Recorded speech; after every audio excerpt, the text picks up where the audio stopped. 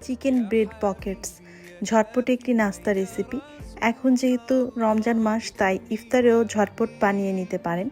তো এটি বানাতে কি কি লাগছে আমি এখন উপকরণগুলো দেখিয়ে দিচ্ছি।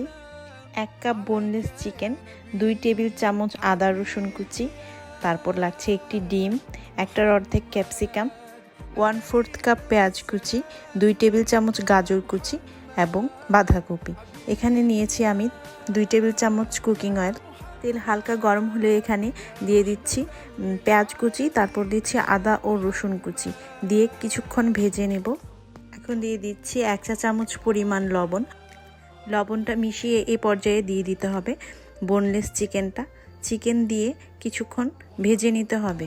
এখন দিয়ে দিচ্ছি 1/4 কাপ বিবিকিউ সস ভালোভাবে মিক্স করে এই পর্যায়ে দিয়ে দিচ্ছি ক্যাপসিকাম এবং গাজর কুচি, দিয়ে দিচ্ছি 1 টিস্পুন ব্ল্যাক পেপার, দিয়ে দিচ্ছি 1/2 টিস্পুন চিকেন পাউডার, দিয়ে দিচ্ছি বাঁধাকপি এবং 2 চা চামচ পরিমাণ টমেটো সস। এখানে আমার 1/4 কাপ পরিমাণ মেয়োনিজ লাগবে।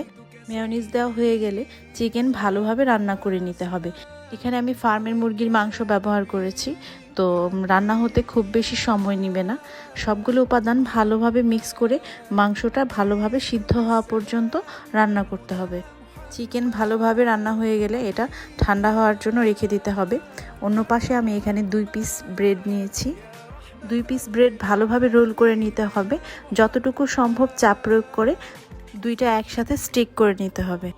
2টা একসাথে লাগিয়ে ফেলার পর এখানে ঠিক মাঝখান থেকে এভাবে কাটতে হবে।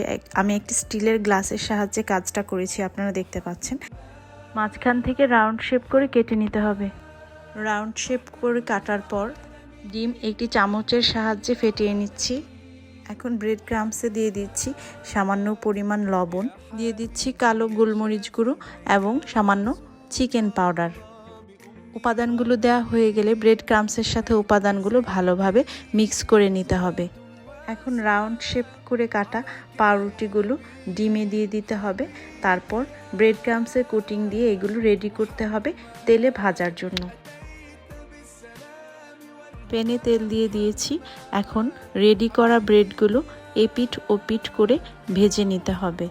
রেসিপির মাঝখানে একটি কথা বলে নিই, রেসিপি বুঝতে অসুবিধা হলে ডেসক্রিপশন বক্সে রেসিপিটি দেয়া থাকবে, আপনারা ইচ্ছে করলে দেখে নিতে পারবেন। এখন আমার পাউরুটিটা ভাজা হয়ে গিয়েছে। পাউরুটিটার মাঝখানে একটি নাইফের সাহায্যে আমি কেটে নিচ্ছি। মাঝখানে কেটে নেওয়ার পর দেখতে পাচ্ছেন এটার মাঝে কিছুটা ফাঁকা জায়গা তৈরি হয়েছে। আমি যে ফিলিংটা তৈরি করেছি এখানে আরও কিছু মেয়োনিজ দিয়ে আবার সেটা ফিলিংটার সাথে মিক্স করে নিচ্ছি।